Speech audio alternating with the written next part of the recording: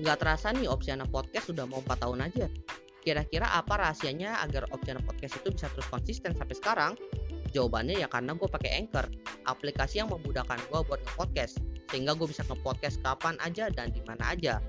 Tinggal rekam, edit, dan upload semuanya itu udah di satu aplikasi. Oleh karena itu kalian cobain juga pakai Anchor untuk bikin podcast original milik kalian.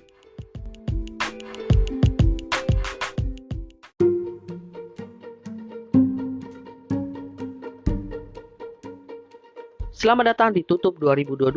Episode ini adalah bagian dari tantangan 30 hari bersuara 2022 yang diselenggarakan komunitas The Podcaster Indonesia. Selamat mendengarkan.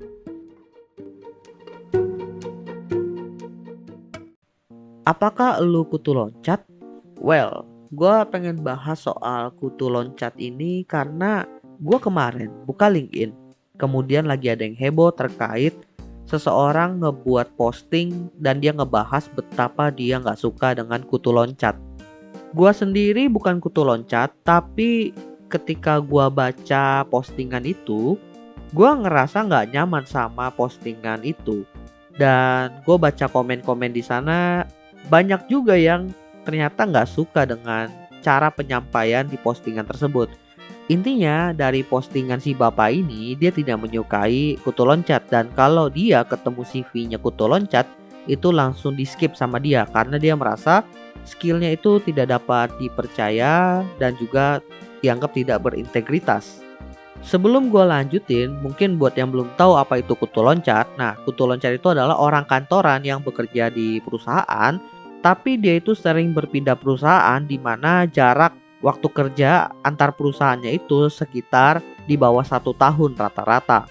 Standar yang biasa dipakai orang-orang kalau mereka bahas kutu loncat itu biasanya di bawah 1 tahun. Tapi ada juga yang bilang di bawah 2 tahun. Intinya masa kerjanya itu dihitungnya masih pendek.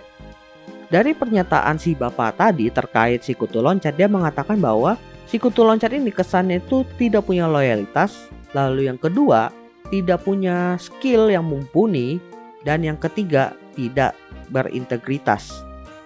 Kalau kita bahas soal loyalitas ya, memang si kutu loncat ini kesannya itu tidak loyal terhadap perusahaan tempat dia bekerja karena dia terus berpindah perusahaan. Beberapa tahun yang lalu, orang yang kalau di CV-nya itu kelihatan sering pindah kerja atau kutu loncat ini dianggap tidak loyal, bahkan bisa dibilang dijudge tidak loyal.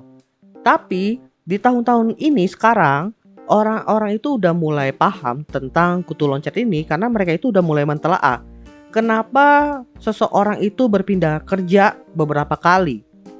Salah satu yang cukup umum saat ini adalah karena orang-orang tersebut bekerja dengan status karyawan kontrak, sehingga setelah masa kontrak 1 tahunnya itu habis, dia tidak di-hire oleh perusahaan terkait, akhirnya dia pindah ke perusahaan lain. Atau dia adalah seorang pekerja dari perusahaan outsourcing, di mana kalau kontrak dengan si kliennya itu habis dan tidak diperpanjang, ya artinya dia pindah klien, pindah perusahaan. Itu yang umum kejadian saat ini. Kemungkinan kedua kenapa masa kerja seseorang itu bisa pendek di perusahaan lamanya adalah karena dia di PHK. Belakangan ini memang lagi banyak perusahaan-perusahaan startup yang melakukan PHK.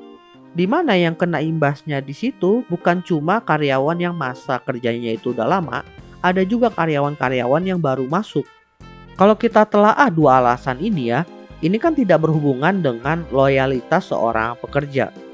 Lagi pula ya, tahun-tahun sekarang ini, si kutu loncat ini nggak langsung dijudge lagi by CV, melainkan langsung melalui interview. Di mana di interview inilah biasanya baru kelihatan si kutu loncat ini sifatnya gimana. Apakah dia benar-benar seorang kutu loncat atau memang orang yang nasibnya lagi apes aja.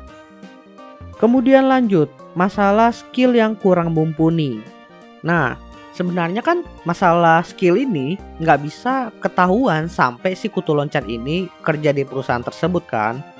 Dan kita nggak bisa mengeneralisasi skill dari semua kutu loncat itu tidak mumpuni berdasarkan sampel satu orang aja. Perlu diketahui ya, beberapa tahun lalu ketika startup lagi jaya-jayanya, di mana banyak startup yang saling hijack karyawan, yang di hijack itu adalah karyawan yang memang punya pengalaman kerja.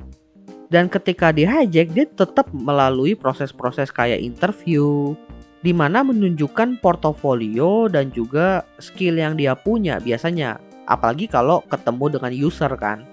Tapi balik lagi, kalau kita bicara soal skill itu, nggak bisa kelihatan sampai benar-benar kerja di perusahaan tersebut.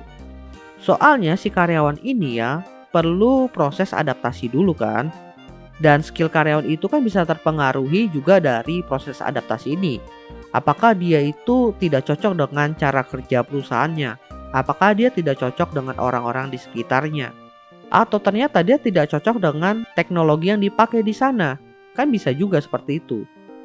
Ya ambil contoh aja, tukang kayu nih. Dia itu biasanya gergaji kayu pakai gergaji mesin. Tiba-tiba ketika pindah tempat kerja dikasihnya gergaji kayu. Yang motong kayunya lambat dong.